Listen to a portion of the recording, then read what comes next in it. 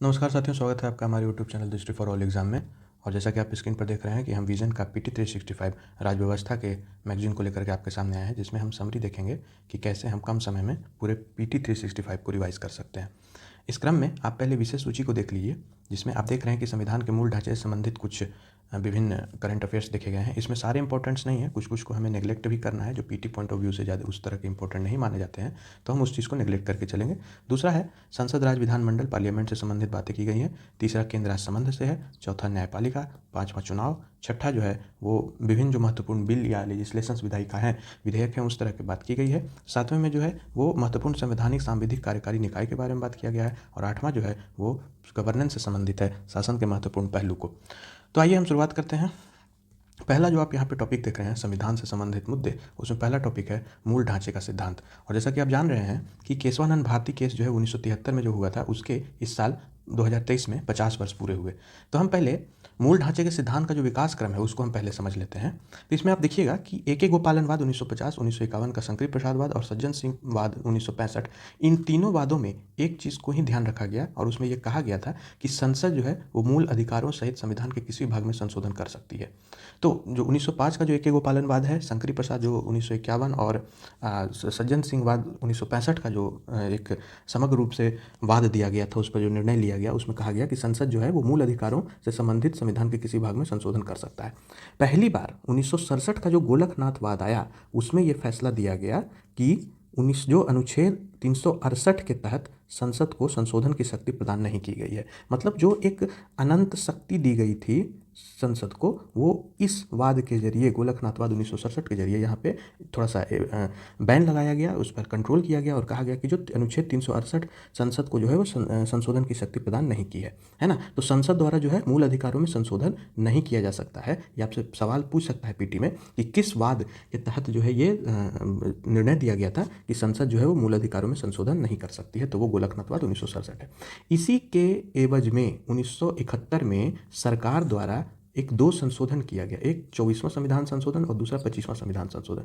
तो 24वां संविधान संशोधन जो था, उन्होंने कहा कि जो अनुच्छेद 13 के अधीन जो विधि नहीं है, इस चीज़ को समझिएगा कि संविधान संशोधन जो अनुच्छेद 13 के अधीन विधि नहीं है, अर्थात कि संसद जो है संविधान के किसी भाग में संशोधन कर सकती है, ये 24वां संविधान संशोधन कहा गया। वो किसके रिटेलिएट में कहा गया? तो वो कहा गया था गोलकनाथवाद 1967 के रिटेलिएशन में। और 25वां संशोधन अधिनियम कहता है, धारा 2, कि उचित मुआवजे के साथ संपत्ति के मूल अधिकारों में कटौती की गई। धारा 3 जो है वो नीति निर्देशक तत्वों को मूल अधिकारों में प्राथमिकता प्रदान की गई। और अनुच्छेद 39B और 39C जो है वो न्यायिक समीक्षा की शक्ति को समाप्त किया गया। इसी के एवज में 1973 में केशवानंद भारती मामला आया और यहाँ पर जो था सो आपको देखने को मिलता है कि केशवानंद भारती मामला जो था वो केरल भूमि सुधार 1963, इसमें केशवानंद भारती बनाम केरल राज्यवाद है ना, ये भूमि से संबंधित वाद किया गया था। और इसका जो आधार दिया गया था वो अनुच्छेद 25, 26 और 31 में मूल अधिकारों के अतिक्रमण के आरोप को के आधार पर जो है सो केशवानंद भारती वाद जो था वो केरल में उसको सुप्रीम कोर्ट में इस पर जो है सो सुनवाई करने के लिए कहा गया था।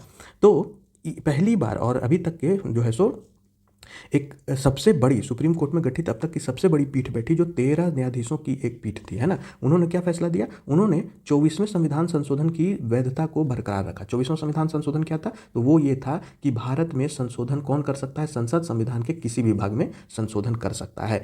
उसके बाद फिर उन्होंने एक चीज़ को और कहा, बशर्ते संशोधन द्वारा संविधान की मूलभूत विशेषताओं या मूल सिद्धांतों में परिवर्तन या उनकी क्षति अथवा लोप नहीं होना चाहिए। ये चीज़ ध्यान रखना जरूरी था कि संसद जो है वो किसी भी कानून में संशोधन कर सकती है, संविधान के किसी भाग में संशोधन कर सकती है। अगर वो संशोधन किसी मूल सिद्धांत के परिवर्तन या क्षय को दिखाता है, उसको लोप करता है, तो जो है वो संसद को वो अधिकार प्राप्त नहीं होगी। और अगर ऐसा वो करता है तो सुप्रीम कोर्ट उसका संज्ञान लेगा।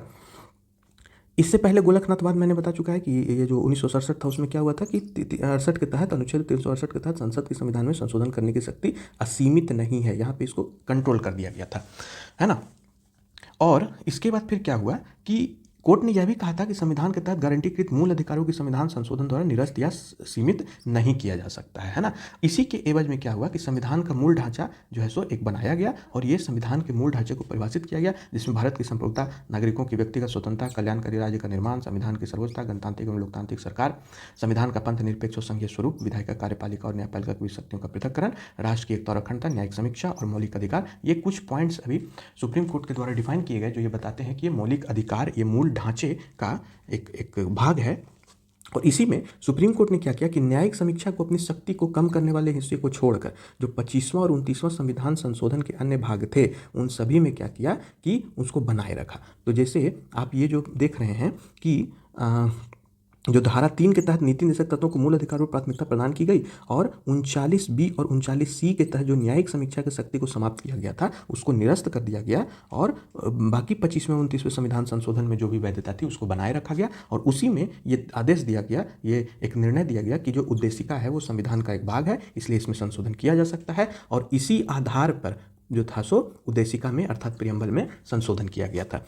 ये आपको उतना जानने की जरूरत नहीं है, बस आप एक चीज़ जान सकते हैं कि संविधान में ऐसी कुछ मूलभूत विशेषताएं विद्यमान है जो मूल ढांचे के सिद्धांत से संबंधित है और संविधान संशोधन के माध्यम से संसद द्वारा संशोधित या निरस्त नहीं किया जा सकता है। पीटी में आपसे सवाल इस स्टेटमेंट पे जो है सो आपको कंफ्यूज कर सकता है कि यहाँ पे साफ साफ कहा गया है कि संविधान में कहीं भी मूल ढांचा पद का उल्लेख नहीं है और आपसे क्वेश्चन में सवाल कर देगा कि संविधान में मूल ढांचे पद का उल्लेख किया गया है। तो आपको यही सब चीज़ पकड़ना है, छोटे छोटे चीज़ों को जो पीटी मेन से संबंधित हो जाती है कि आपको जो है यहाँ पे क्या है, संविधान में मूल ढांचा पद का उल्लेख नहीं है और आपको बस इतना ही इस पॉइंट पे आपको ध्यान रखना है।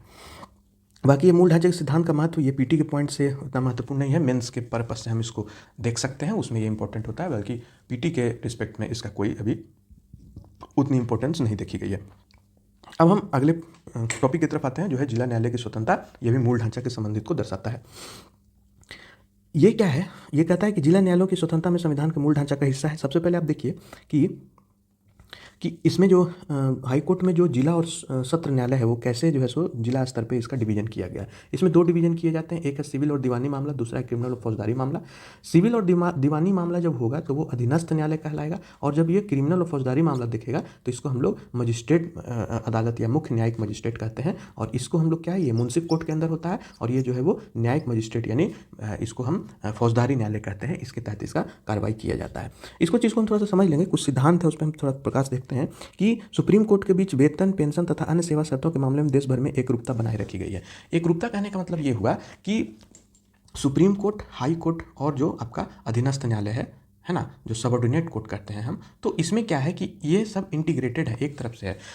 यूपीएससी में सवाल किया गया था कि इसमें आपको कह दिया गया था कि एचसी जो है, हाई कोर्ट जो है, वो सेंट्रल डिसीजन को या सेंट्रल एक्ट्स पर सुनवाई नहीं कर सकता है, नहीं कर सकता है। तो ये स्टेटमेंट गलत है ना, ये स्टेटमेंट गलत है। हाई कोर्ट जो है वो सेंट्रल कोई भी अगर लॉ है तो उस पर वो उस तरीके का उसको संज्ञान ले सकता है, उस पर निर्णय दे सकता है ना। तो ये एकीकृत इंटीग्रेशन को दिखाता है कि सुप्रीम कोर्ट, हाई कोर्ट और सबऑर्डिनेट कोर्ट जो है वो आपस में एकीकृत हैं।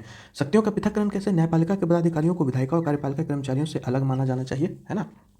और एकीकृत न्यायपालिका का अर्थ है कि राज्य के न्यायाधीशों की सेवा शर्तें अन्य राज्यों में समान पद पर नियुक्त न्यायाधीशों की सेवा शर्तों के समान होती है। तो इंटीग्रेशन स्टेटमेंट आपको इसी तरीके से बना करके आपको देख सकता है। तो आप इस चीज़ पर फोकस रखिएगा, खास करके इस पॉइंट पे कि पदनाम और सेवा शर्तों में एकरूपता, जो ये स्टेटमेंट है कि एक राज्य के न्यायाधीशों की सेवा शर्तें अन्य राज्यों में समान पद पर नियुक्त न्यायाधीशों की सेवा शर्तों के समान होनी चाहिए, यहाँ पे क्या करेगा, ये लिख देगा अलग। और स्टेटमेंट जैसे ही ये अलग लिखेगा तो ये पूरा स्टेटमेंट गलत हो जाएगा। आपको इसी प्रकार से कंफ्यूज करने की कोशिश की जा सकती है यूपीएससी वाले एग्जाम में। तो आपको इसी प्रकार से ध्यान देना है। अब हम थोड़ा जिला न्यायालय को देख लें कि जिला न्यायालय का क्या है, स्थिति क्या है इसकी। तो ये जिला न्यायाधीश जो है वो जिले में सर्वोच्च न्यायिक पदाधिकारी है। यहाँ पे आपको स्टेटमेंट दे सकता है कि हाई कोर्ट जो है वो जिले में सर्वोच्च न्यायिक पदाधिकारी है, तो ऐसा नहीं है। जिला न्यायाधीश जो होता है वो जिले में सर्वोच्च न्यायिक पदाधिकारी होता है।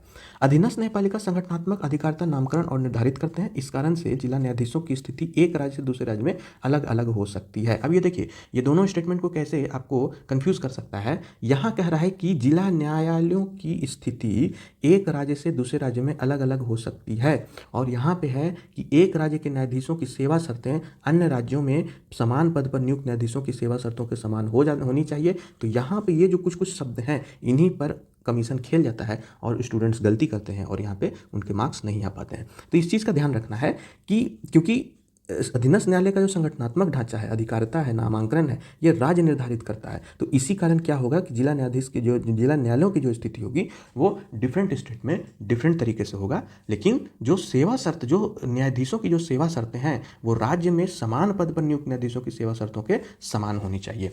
जिला न्यायालय मुख्यतः 3 स्तरीय ढांचे पर आधारित है। ये 3 स्तरीय ढांचा हमने आपको बता दिया कि दीवानी मामला के लिए अलग अधीनस्थ न्यायालय होता है, उसमें मुंसिफ कोर्ट आता है, और जब फौजदारी मामला आता है तो उसमें हम मजिस्ट्रेट कहते हैं और इसको आपको न्यायिक मजिस्ट्रेट की अदालत कहते हैं।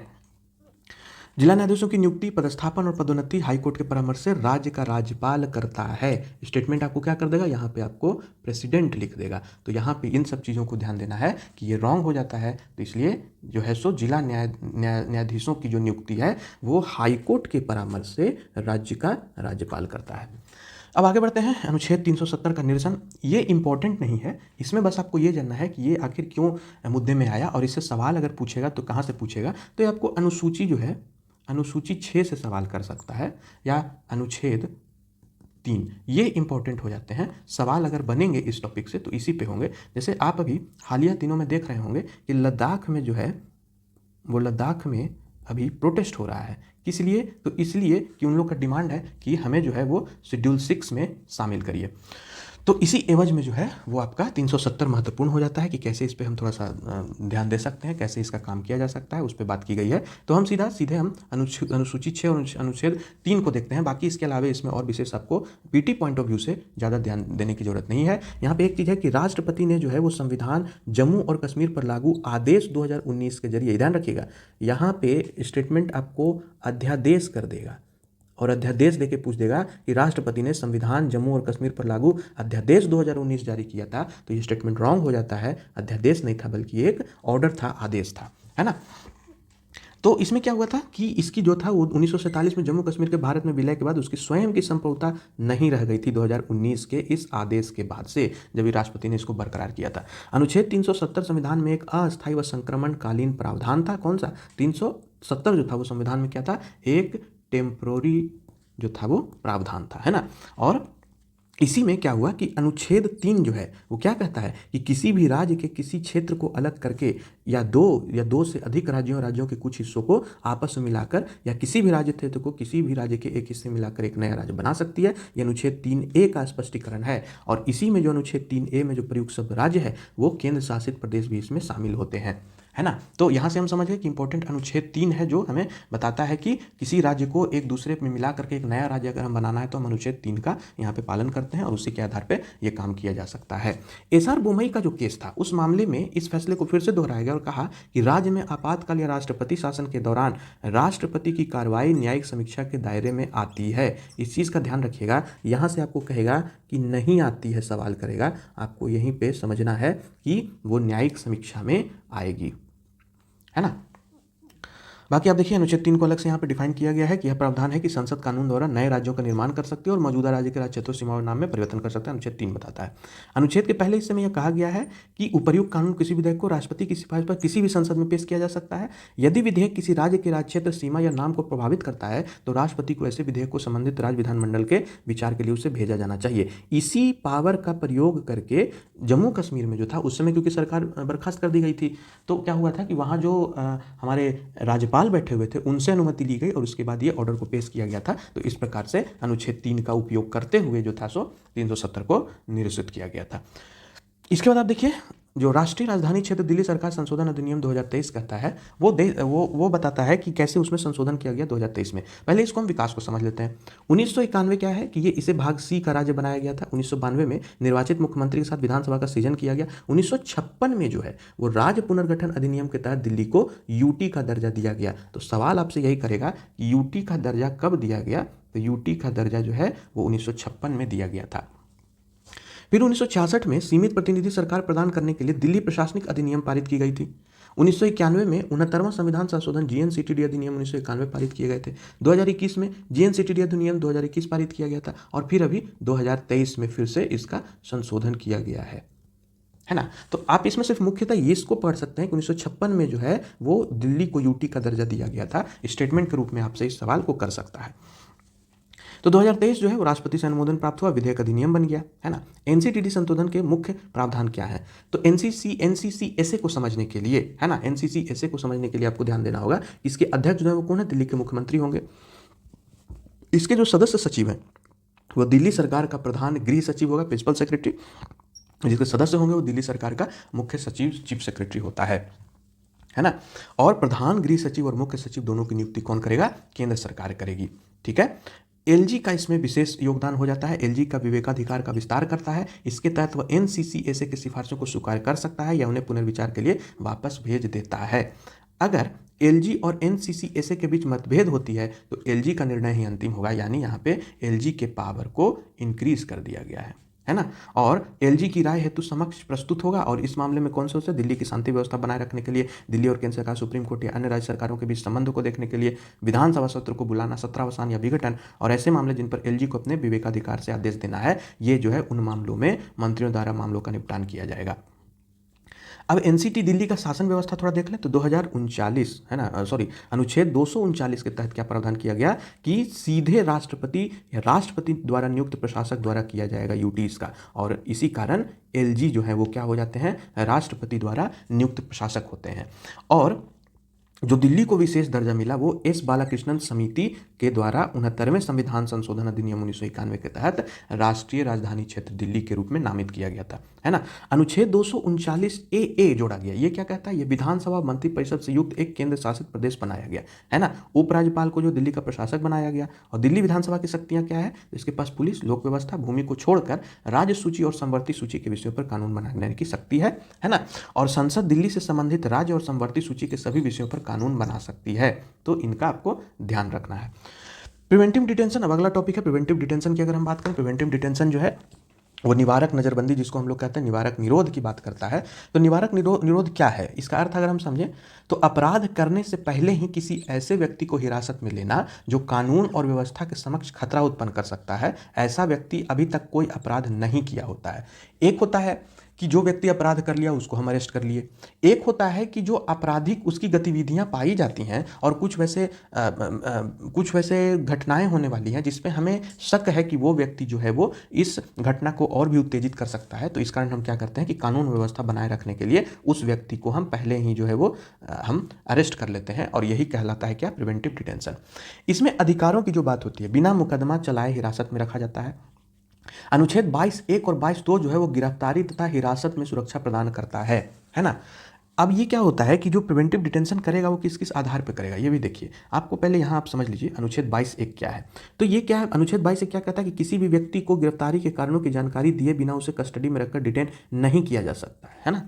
दूसरा है अनुच्छेद 22(2) कि प्रत्येक व्यक्ति को जो है वो 24 घंटे के भीतर मजिस्ट्रेट के समक्ष पेश किया जाएगा, जो भी हो जाएगा। और फिर वही जो अनुच्छेद 22 पार्ट 3 कहता है कि उपर्युक्त 2 खंड उस व्यक्ति पर लागू नहीं होंगे जो उस समय भारत के किसी शत्रु देश का नागरिक है या जिसे किसी प्रिवेंटिव डिटेंशन कानून के तहत गिरफ्तार या डिटेन किया गया है। तो यानी यहाँ से सीधा आपका ये प्रावधान शामिल हो जाता है कि गिरफ्तारी और हिरासत से सुरक्षा प्रदान अनुच्छेद 22(1) और 22(2) देगा। और जो हम प्रिवेंटिव डिटेंशन के तहत हम किसी की गिरफ्तारी करते हैं वो अनुच्छेद 22(3) के तहत करते हैं, है ना। इसमें संसद जो है वो भारत की रक्षा, विदेशी मामलों, सुरक्षा से जुड़े मामले, प्रिवेंटिव डिटेंशन संबंधी कानून का अनन्य प्राधिकार प्राप्त है। अर्थात इन आधारों पे भी जो है वो हम प्रिवेंटिव डिटेंशन को लागू कर सकते हैं। राज्य की सुरक्षा के लिए क्या करेगा कि संसद के साथ साथ राज्य विधानमंडल भी कानून बना सकता है। राज्य की सुरक्षा में अगर सपोज हम डिफेंस से बेसिकली संबंध को देखते हैं, अगर डिफेंस में कुछ प्रॉब्लम आ रही है तो संसद और राज्य दोनों मिलकर के राज्य की सुरक्षा के लिए कानून बना सकती है और संसद में अकेले संसद के द्वारा कानून बनाया जाता है। मतलब आपको ये जो अनुच्छेद है, अनुच्छेद 22(1), 22(2) और 22(3) ये ध्यान रखना है कि प्रिवेंटिव डिटेंशन जो है वो हमें अनुच्छेद 22(3) के तहत जो है वो हमें कोई प्रावधान नहीं देता है। हम प्रिवेंटिव डिटेंशन के तहत गिरफ्तार हो सकते हैं। और अनुच्छेद 22 और 22(2) जो है वो क्या है? गिरफ्तारी और हिरासत से सुरक्षा प्रदान करता है। गिरफ्तारी ये 22(1) और 22(2) जो है वो हिरासत से सुरक्षा प्रदान करेगा। 22(2) के तहत ही जो है हम 24 घंटे के अंदर मजिस्ट्रेट के सामने पेश किए जाएंगे। और 22(1) के तहत क्या है कि हमें अरेस्ट वारंट के साथ ही गिरफ्तार किया जा सकता है ना। तो ये चीज़ इसमें शामिल होता है। व्यक्तित्व अधिकार जो है, ये पर्सनालिटी राइट्स जो है, ये मेंस के इंपॉर्टेंट से महत्वपूर्ण होता है, पीटी के इंपॉर्टेंट से कोई महत्वपूर्ण नहीं, तो इसलिए हम इसे छोड़ दे सकते हैं। इसमें अभी ज़्यादा हम विशेष पढ़ने की जरूरत नहीं है। आप ज़्यादा से ज़्यादा ये कर सकते हैं, ये 3 नियमों को याद रख सकते हैं जो रोम अभिसमय 1961, बौद्धिक संपदा अधिकार के व्यापार संबंधी पहलू ट्रिप्स समझौता 1994 और वीपो WIPO प्रदर्शन और फोनोग्राम संधि जो है इस पर चर्चा की गई है। आपसे इन दोनों के बीच में सवाल कर सकता है कि रोम अधिनियम 1961 जो है वो किससे संबंधित है, और या फिर ट्रिप्स जो है समझौता 1994 किससे संबंधित है। तो ये दोनों जो है कलाकारों के अधिकार, फोनोग्राफ प्रोड्यूसर के अधिकार और प्रसारण अधिकारों की रक्षा करता है, और यही समझौता जो फोनोग्राफ प्रोड्यूसर और लाइव प्रदर्शन करने वाले कुछ अधिकारों और प्रसारण अधिकारों का रक्षा करता है ना। अब इसी में हम थोड़ा सा देख लेंगे कि व्यक्तित्व अधिकारों से संबंधित जो संवैधानिक प्रावधान है उसके बारे में हम थोड़ा सा जान लेंगे। तो ये क्या है, अनुच्छेद 300A संपत्ति का अधिकार है ना, ये 44वें संविधान संशोधन अधिनियम 1978 के तहत संविधान में जोड़ा गया था। कौन सा, अनुच्छेद 300A। ये क्या कहता है, ये कहता है किसी भी व्यक्ति को उसकी संपत्ति से कानून के प्राधिकार के अलावा वंचित नहीं किया जा सकता है। तो ये व्यक्तित्व अधिकारों से संबंधित प्रावधानों में अनुच्छेद 300A है। और अनुच्छेद 21 आप जान ही रहे हैं कि प्राण और दैहिक स्वतंत्रता से कानून द्वारा स्थापित प्रक्रिया के अनुसार ही वंचित किया जाएगा, अन्यथा नहीं। मतलब इन्हें राइट टू लाइफ का अधिकार जो है वो अनुच्छेद 21 देता है ना। और ये जो आप संपत्ति का जो कानून अधिकार है ना, ये उत्तराधिकार कानून जो उत्तराधिकार राइट जो है वो अनुच्छेद 301 के तहत दिया जाता है। और ये किसके द्वारा जोड़ा गया था, ये 44वें संविधान संशोधन अधिनियम 1978 के द्वारा जोड़ा गया था। अब आते हैं हम अगला टॉपिक जो है हेट स्पीच के बारे में। हेट स्पीच को थोड़ा सा देखेंगे कि ये मुद्दा में क्यों है। ये चर्चा में इसलिए हुआ है क्योंकि राहुल गांधी को जो था वो राहुल गांधी अरेस्ट किए गए थे। राहुल गांधी क्यों अरेस्ट किए गए थे, राहुल गांधी को अरेस्ट करने, हेट स्पीच के ही आधार पे अरेस्ट करने की बात कही गई थी। वो क्योंकि मोदी नाम से जो था उन्होंने कह दिया था कि मोदी, सारे मोदी चोर हैं, है ना। तो ये मोदी शब्द को लेकर के हेट स्पीच किया गया था जो एक समुदाय के बारे में बात करता है। इस पर फिर सुप्रीम कोर्ट ने इस पर संज्ञान लिया था और फिर इस पर फैसला जो था वो राहुल गांधी के पक्ष में ही सुनाया था। तो वो बात है, तो उसी आधार पर हमें समझना है कि हेट स्पीच क्या है, कैसे हम इस पर रोक लगा सकते हैं, या क्या ये कानून है या नहीं, उस पर हम बात करेंगे।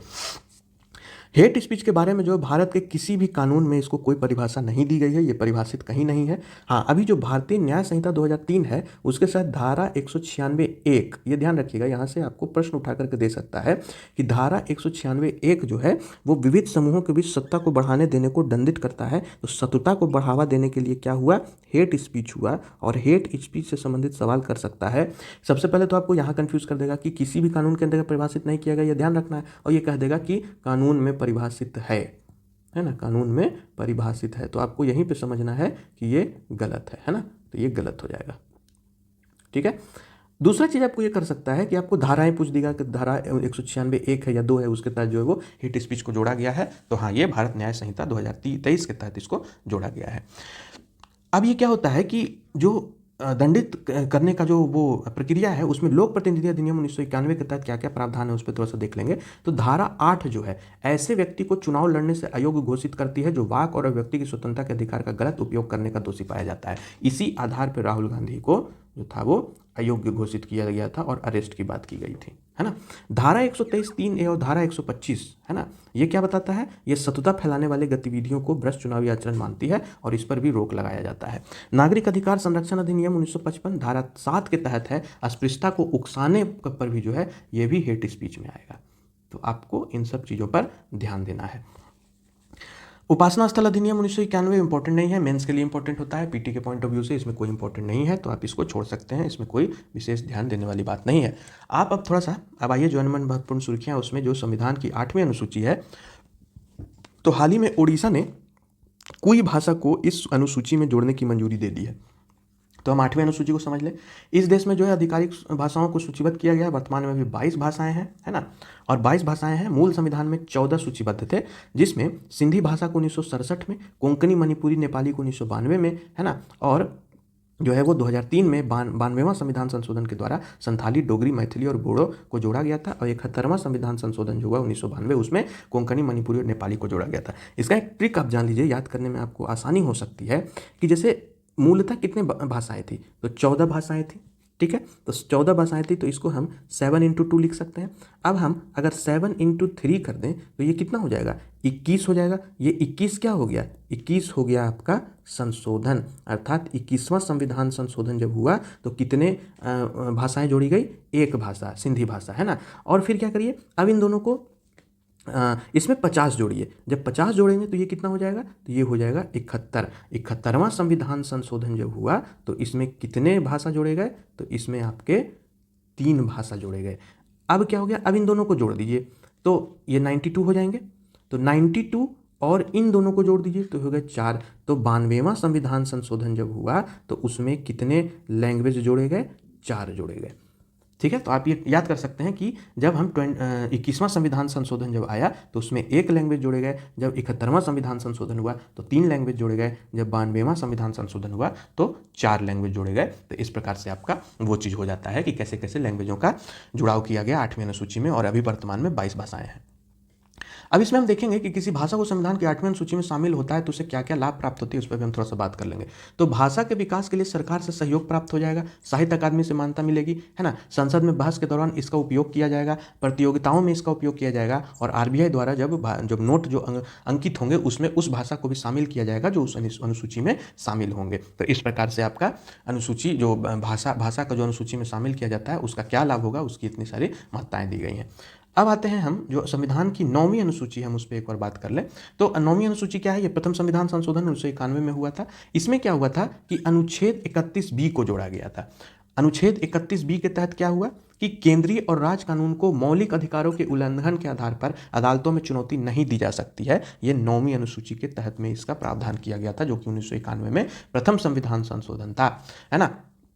आर कोहेलो बनाम तमिलनाडु राज्य 2007 मामले में यह फैसला दिया गया कि जो है कि इस अनुसूची में शामिल किए गए कानूनों की न्यायिक समीक्षा की जा सकती है ना। और जब ये न्यायिक समीक्षा की जा सकती है तो न्यायालय के समक्ष चुनौती दी जा सकती है, किस पर, इस न्यायिक समीक्षा के आधार पर। और वो वैसे कानून जिनको न्यायालय के समक्ष चुनौती दी जा सकती है जो संविधान के अनुच्छेद 14, 19 और 21 के तहत गारंटीकृत मूल अधिकारों या संविधान के मूल ढांचे का उल्लंघन करते हैं। तो अगेन जो ये केशवानंद भारती केस था उसी के प्रावधानों को आगे लेकर के ये चलता है और उसी में ये बात करता है कि मूल ढांचे का ये उल्लंघन कर रहा है। चुप रहने का अधिकार, ये कोई इंपॉर्टेंट नहीं है। निजी क्षेत्र के स्थानीय लोगों के लिए आरक्षण, ये भी कोई इंपॉर्टेंट नहीं होता है। अफर्मेटिव एक्शन की बात करेंगे, ये भी पीटी पॉइंट ऑफ व्यू से इंपॉर्टेंट नहीं है। रंगनाथ मिश्रा आयोग, ये भी आपको पीटी पॉइंट ऑफ व्यू से कोई इंपॉर्टेंट नहीं होता है। अनुच्छेद 355 और पैदल चलने का अधिकार, ये भी आपको इंपॉर्टेंट नहीं है पीटी पॉइंट ऑफ व्यू से। तो इस प्रकार से हमने जो टॉपिक्स 1 थे उसमें हमने देख लिया कि क्या क्या हमारे लिए पीटी पॉइंट ऑफ व्यू से इंपॉर्टेंट है। अब हम चलते हैं अगले टॉपिक में, जो है संसद या राज्य विधानमंडल स्थानीय सरकार की कार्यप्रणाली, जिसमें सबसे पहला टॉपिक है अविश्वास प्रस्ताव। अविश्वास प्रस्ताव कहते किसे हैं, तो अविश्वास प्रस्ताव वो है जो एक विधायी प्रस्ताव है, इसे केवल लोकसभा में ही पेश किया जा सकता है। इसको समझिएगा, ये जो है वो केवल लोकसभा में पेश किया जाएगा, राज्यसभा में इसको पेश करने की कोई अनुमति नहीं है ना। इसके द्वारा क्या होगा, विपक्ष सरकार के बहुमत और शासन करने की क्षमता को चुनौती दी जा सकती है ना। लोकसभा में उस सदन के किसी सांसद द्वारा ही लाया जा सकता है, ठीक है। यूपीएससी ने इस पर एक सवाल किया था कि अगर पीएम राज्यसभा का सदस्य है तो वह अविश्वास प्रस्ताव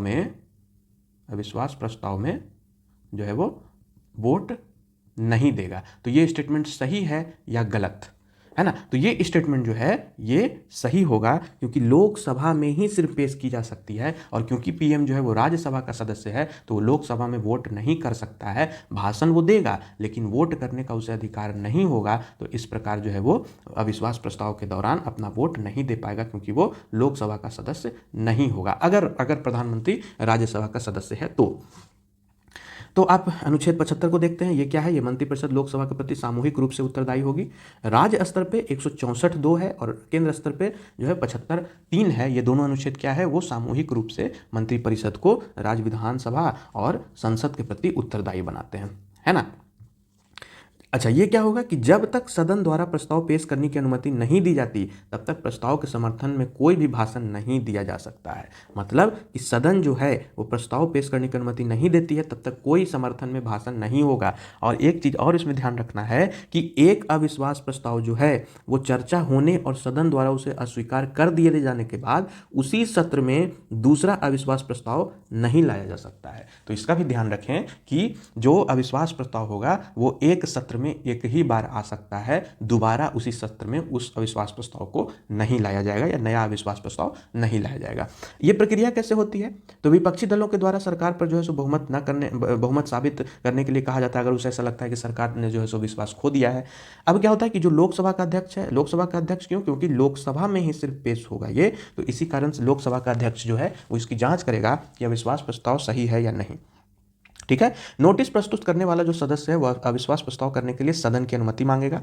अनुमति जो है वो अध्यक्ष जो है उन सदस्यों को बुलाता है जो अविश्वास प्रस्ताव लाने के पक्ष में है। उसके बाद कम से कम 50 सदस्य अविश्वास प्रस्ताव लाने के पक्ष में सहमति अगर व्यक्त करते हैं तो अनुमति प्रदान की जाएगी, और उसके बाद तारीख से 10 दिनों के भीतर सदन में अविश्वास प्रस्ताव पर चर्चा की जाती है। यूपीएससी ने इससे भी सवाल किया है स्टेटमेंट के रूप में कि अध्यक्ष की अनुमति मिलने की तारीख से 10 दिनों के भीतर सदन में अविश्वास प्रस्ताव पर चर्चा की जाती है। यह स्टेटमेंट पर पूछा था कि कौन सा स्टेटमेंट सही होगा गलत होगा, तो इसमें यह स्टेटमेंट सही हो जाएगा। अब आगे देखेंगे, आगे है कानून निर्माताओं के लिए संसदीय विशेषाधिकार। यह क्या हुआ कि एक 7 न्यायाधीशों की एक संविधान पीठ का गठन किया है सुप्रीम कोर्ट ने, जो पीवी नरसिम्हा राव बाद 1998 में जो झारखंड मुक्ति मोर्चा रिश्वत मामले को सुनवाई के लिए बताया गया है। उस समय जो सुनवाई किया गया था, उस समय जो निर्णय दिया गया था, उसमें कहा गया था कि अनुच्छेद 105(2) और 194(2) के तहत सांसद व विधायक को प्राप्त कानूनी उन्मुक्ति संसद व विधानमंडल में किसी भी भाषण या मत के लिए रिश्वत के आरोप में आपराधिक मुकदमे से संरक्षण प्रदान करती है। अर्थात ये जो निर्णय था ये सरासर जो है सो भ्रष्टाचार को बढ़ावा दे रहा था, भ्रष्टाचार को बढ़ावा दे रहा था ये निर्णय। सुप्रीम कोर्ट ने इस पर संज्ञान लिया और फिर इसी अपने उस निर्णय को बदला, और बदलने के बाद कहा कि नहीं ये दंडनीय अपराध है, इस पर जो है सो दंड दिया जा सकता है। वो ये जो स्टेटमेंट था ये गलत था, है ना। तो इसमें क्या हुआ कि संसद विशेषाधिकार क्या है, जरा उस पर हम एक बात कर ले। तो संसद विशेषाधिकार क्या है कि विधायिका के सदस्यों को प्राप्त कानूनी प्रतिरक्षा है। इसके तहत क्या होगा कि कानून निर्माताओं को उनके विधायी कर्तव्यों के दौरान किए गए कुछ कृत्यों या दिए गए बयानों के सिविल और दंडनीय दायित्वों से सुरक्षा प्रदान की जाती है। दोनों दंडनीय प्रावधान इनमें जो है सो मौजूद हैं, है ना। अब क्या हुआ है कि संसद जो है इस पर कोई विशेष कानून नहीं बनाया है, विशेषाधिकारों को विस्तृत रूप से संहिताबद्ध करके कोई कानून नहीं बनाया है। केवल संसद को ही यह सुनिश्चित करने का अधिकार है कि संसद के विशेषाधिकारों का उल्लंघन या सदन की अवमानना हुई है अथवा नहीं, है ना। ये जो है किसी न्यायालय को शक्ति नहीं सौंपी गई है, ठीक है। ये संसद फैसला लेगी कि जो है सो विशेषाधिकार का उल्लंघन हुआ है अथवा नहीं, है ना। अब विशेषाधिकार का जो स्रोत है उसको हम थोड़ा सा देख लें। तो 105 के तहत जो है वो संसद को और 194 के तहत जो है राज्य विधानमंडलों को ये सुरक्षा प्रदान की गई है। 105(2) जो है वो क्या है, कोई भी सांसद संसद के किसी भी सदन के प्राधिकार के तहत प्रकाशित किसी भी प्रतिवेदन पत्र, मत पत्र या कार्यवाही के संबंध में उत्तरदायी नहीं होगा, ये 105(2) कहता है। 194(2) क्या कहता है कि राज्य के विधानमंडल के सदस्यों के लिए भी समान प्रावधान किए गए हैं जो इसमें किए गए हैं, ठीक है। तो विशेषाधिकार और उन्मुक्तियों की रूपरेखा को प्रावधान करता है 194, 105। 105(2) कहता है कि जो है उस पर उत्तरदायित्व नहीं होंगे, और 194 राज्य स्तर पे इस उत्तरदायित्व को बनाए रखता है। संसद में बोलने की स्वतंत्रता जो अनुच्छेद 105(2) के अनुसार संसद में या उसकी किसी समिति में संसद के सदस्य द्वारा कही गई किसी बात या दिए गए किसी मत के संबंध में उसके खिलाफ किसी न्यायालय में कोई कार्रवाई नहीं की जाएगी, इस चीज का ध्यान रखना है। अनुच्छेद 122 क्या कहता है? अनुच्छेद 122 कहता है कि न्यायपालिका प्रक्रिया की कथित अनियमितता के आधार पर संसद की किसी भी कार्यवाही की वैधता की जांच नहीं कर सकती है। क्यों? क्योंकि यहाँ पे संसद को ही केवल यह सुनिश्चित करने का अधिकार है कि सदन के विशेषाधिकार को उल्लंघन हुआ है अथवा नहीं, है ना। गिरफ्तारी पर रोक कब तक है? तो कानूनी निर्माता के सदन को सत्र के 40 दिन पहले और सत्र के दौरान और सत्र के स्थगन के 40 दिन बाद गिरफ्तारी नहीं की जा सकती है। और ये गिरफ्तारी किस मामलों में नहीं होगी? दीवानी मामलों में, अर्थात आपराधिक मामलों में कोई छूट प्राप्त नहीं है, इनको गिरफ्तारी की जा सकती है ना। तो इनको गिरफ्तारी किया जा सकता है। और इसी में जब हम देखेंगे कि ये विशेषाधिकार समिति जो है ये क्या है, तो ये एक स्थायी संसदीय समिति है। ये सदन के दोनों सदनों में गठित हो सकती है। लोकसभा से संबंधित समिति में 15 सदस्य होते हैं और राज्यसभा से संबंधित समिति में 10 सदस्य होते हैं। अब इस समिति के सदस्यों में लोकसभा का अध्यक्ष नामित होता है, राज्यसभा का सदस्य नामित करता है ना। जो इसके समिति के सदस्यों को लोकसभा का अध्यक्ष नामित करेगा इन 15 सदस्यों में, और ये 10 सदस्यों में राज्यसभा का सभापति नामित करेगा। इनका कार्य क्या है? तो सदन या सदस्यों के विशेषाधिकार के उल्लंघन से जुड़े प्रश्नों की जांच करना, ठीक है। उसके बाद आता है सदन की अवमानना। सदन की अवमानना कैसे होती है उस पर भी थोड़ा सा विचार करना है। तो संसद जो है यह सुनिश्चित करने के लिए एकमात्र प्राधिकारी है स्टेटमेंट्स ये सब जो छोटे छोटे वर्ड्स हैं उसको पकड़िए कि संसद यह सुनिश्चित करने के लिए एकमात्र प्राधिकारी है कि सदन की अवमानना हुई है या नहीं। हमने पीछे भी देखा कि ये कौन डिसाइड करेगा, ये संसद ही सिर्फ डिसाइड करेगा, किसी भी अदालत को यह सुनिश्चित करने का अधिकार नहीं दिया गया है। यदि सदन के सदस्य दोषी पाए जाते हैं तो उन्हें सदन से निलंबित किया जा सकता है या उन्हें निष्कासन का सामना करना पड़ सकता है ना। और ये डिसीजन कौन लेगा, ये संसद लेगी। अगला जो टॉपिक है वो है विधि निर्माताओं का निष्कासन। विधि निर्माताओं का निष्कासन क्या है, ये लोकसभा में जो है आचार समिति की रिपोर्ट के आधार पर एक सदस्य को अवैध रूप से उपहार और परितोषण स्वीकार करने के आरोप में सदन से निष्कासित कर दिया गया था। ये महुआ मित्रा की बात हो रही है बेसिकली। तो महुआ मित्रा के केस में इनको ये कहा गया था कि आप इस तरीके का इन पर जो है सो आचार संहिता जो है सो विधि निर्माताओं का निष्कासन कैसे होता है, वो अवैध रूप से उपहार और परितोषण की बात की गई थी, इसके आधार पर इनको जो है सो निष्कासित कर दिया गया था। तो ये निष्कासित कैसे हुआ, लोकसभा के आचार समिति के द्वारा। अब लोकसभा का जो आचार समिति है वो क्या कहता है, तो इसमें होता है कि अध्यक्ष द्वारा नामांकित अधिकतम 15 सदस्य होते हैं और वे 1 वर्ष से अधिक की अवधि के लिए पद पर बने रहते हैं, है ना। और पहली आचार संहिता 2000 में और राज्यसभा में 1997 में गठित की गई थी। तो मतलब कि दोनों सदन का अपना अपना आचार समिति भी होगा और दोनों सदन का अपना अपना विशेषाधिकार समिति भी होता है ना। देखिए इसमें कहता यह है कि सांसदों को निलंबन एवं निष्कासन का कानूनी आधार क्या हो सकता है। तो कार्यवाही को सुनिश्चित करने और व्यवस्था बनाए रखने के लिए सदन का पीठासीन अधिकारी जो है वो किसी भी सदस्य को सदन के बाहर भेजने का आदेश दे सकता है। कौन सा सदस्य को, जो डिस्टर्बिंग एलिमेंट है, जो डिस्टर्बिंग एलिमेंट है उनको ये अधिकार दे सकता है। अत्यधिक अगर कदाचार होती है तो सदस्यता के लिए अयोग्य व्यक्तियों से सदन को मुक्त करने हेतु किसी भी सदस्य को निष्कासित कर सकता है। तो लोकसभा में लोकसभा अध्यक्ष करेगा और राज्यसभा में राज्यसभा का सभापति करेगा। अब इसमें थोड़ा सा देख लेते हैं कि इन दोनों के बीच में कार्य संचालन के नियम क्या है। नियम 373 क्या कहता है कि वह सदस्य उस दिन की शेष बैठक के समय सदन से अनुपस्थित रहेगा। कौन, जो तत्काल बाहर से चले जाने का निर्देश दे सकता है, तो वो व्यक्ति क्या करेगा, उस दिन की शेष बैठक के लिए समय तक सदन से अनुपस्थित रहेगा। अनुच्छेद नियम भी सेम कहता है, अनुपस्थित रहेगा। अनुच्छेद 374 नियम 374 कहता है कि सदस्य को सदन के शेष काल तक सदन से निलंबित करने के लिए एक प्रस्ताव प्रस्तुत करेगा, है ना। और नियम 256 भी वही कहता है कि निलंबित कर देगा। अब नियम 374A जो कि 2001 में लाया गया था, ये जो है ये राज्यसभा के नियम से थोड़ा सा डिफरेंट होता है और यहीं पर डिफरेंस क्रिएट होता है कि लोकसभा अध्यक्ष द्वारा उसका नाम लिए जाने पर वह लोकसभा की 5 बैठकों या सत्र की शेष अवधि के लिए स्वतः निलंबित हो जाता है, जबकि राज्यसभा में अपने सदस्यों को बिना प्रस्ताव पारित के निलंबित नहीं कर सकती है। मतलब लोकसभा जो है वो बिना प्रस्ताव पारित किए निलंबन कर सकती है, स्वतः निलंबन हो जाएगा, और राज्यसभा में पारित करना पड़ेगा तभी वो निलंबित माना जाएगा। तो यही एक डिफरेंस है जिसको आपको समझना होगा। यहीं पर स्टेटमेंट में उलट फेर कर दिया जाएगा। यहाँ पे स्वतः निलंबित राज्यसभा के केस में पूछ देगा और प्रस्ताव निलंबित जो है सो लोकसभा के केस में पूछ देगा। और अनुच्छेद 374A और 374A जो है वो इस तरीके से आपको कंफ्यूज करेगा और आप फिर गलत कर देंगे कि ये जो है सो ये सही है और ये गलत है। जबकि हमें ध्यान रखना है कि स्वतः निलंबन सिर्फ और सिर्फ लोकसभा में है और निलंबन यहाँ जब होगा राज्यसभा में तो उसे प्रस्ताव देना पड़ेगा, है ना। अब एक चीज और ध्यान रखना है, निष्कासन और अयोग्यता दोनों अलग अलग चीज है, इन दोनों को एक साथ नहीं समझना है। निष्कासन होता है कि पर्टिकुलर सत्र के लिए वो जो है वो निष्कासित कर दिया गया, उसको एब्सेंट कर दिया गया, और अयोग्य वो हुआ जिसकी सदस्यता समाप्त हो गई, ठीक है। अयोग्यता के लिए जो है वो क्या क्या सदन की सदस्यों की अयोग्यता कैसे कैसे निर्धारित होती है उस पर भी बात होती है। लोक प्रतिनिधित्व अधिनियम 1951 के तहत क्या कहता है, 2 वर्ष से अधिक के कारावास होंगे अगर उनको किसी प्रकार के जो है वो दोषी ठहराया जाता है, तो उस आधार पर क्या होगा, 2 वर्ष के लिए कारावास उनको दिया जाएगा। साथ में उन्हें जो है वो 6 वर्ष तक चुनाव लड़ने के लिए अयोग्य माना जाएगा। 2 वर्ष का अधिक से अधिक कारावास होगा और 6 वर्ष के लिए चुनाव लड़ने के लिए अयोग्य माना जाएगा। जैसे लालू प्रसाद यादव का जो आप चारा घोटाला केस देखते हैं, तो उसमें जब संसद की सदस्यता की जब बात आती है तो उनको इसी आधार पर 6 वर्ष के लिए चुनाव लड़ने से जो है सो बाधित किया गया था, और तभी जो है सो फिर राबड़ी देवी का जो है सो फिर नाम आता है मुख्यमंत्री के रूप में, कैसे उनको लड़ाया गया। तो वो अलग केस है, बट उसमें ये समझना है कि कैसे जो है वो 2 वर्ष से अधिक के कारावास और 6 वर्ष तक चुनाव लड़ने के लिए अयोग्य जब माना गया, तो किस प्रकार से जो है ये आधार तय किया जाता है कि किसी भी सदन के सदस्य की अयोग्यता किस आधार पर होगी। तो पहला हो गया लोक प्रतिनिधि अधिनियम 1951 के तहत। दूसरा है 10वीं अनुसूची। तो 10वीं अनुसूची के प्रावधान के तहत दल बदल के आधार पर भी अयोग्य ठहराया जा सकता है। 102(1) अनुच्छेद 102(1) और 191(1) जो है वो क्या करता है, सदस्यों की अयोग्यता का प्रावधान करता है। वो क्या होगा, यदि वो मानसिक रूप से विकृत है या दिवालिया घोषित है या स्वेच्छा से किसी देश की नागरिकता हासिल कर लेता है तो 102 जो है वो सांसद से संबंधित है और 191(1) जो है वो विधायक से संबंधित है।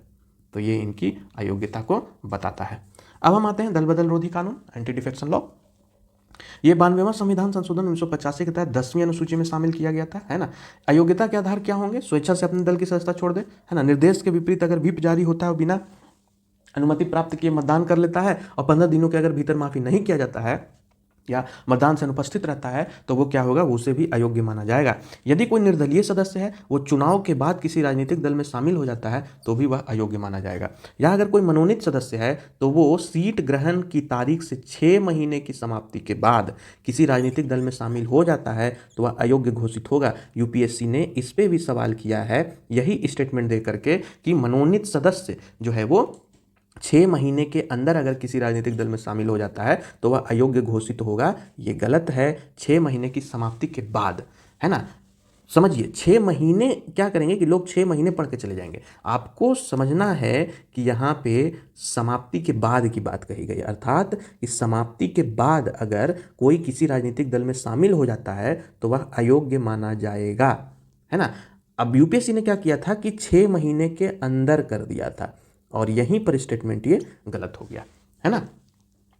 वहीं अगर आप देखिए कि निर्दलीय सदस्य के लिए क्या है कि वह चुनाव के बाद किसी राजनीतिक दल में शामिल हो जाता है तो वह अयोग्य हो जाता है। और मनोनीत सदस्य के लिए क्या है कि अगर 6 महीने के बाद वो किसी राजनीतिक दल में शामिल होता है तो वह अयोग्य घोषित हो जाएगा, है ना। तो आपको ये छोटे छोटे पॉइंट्स को ध्यान रखना है।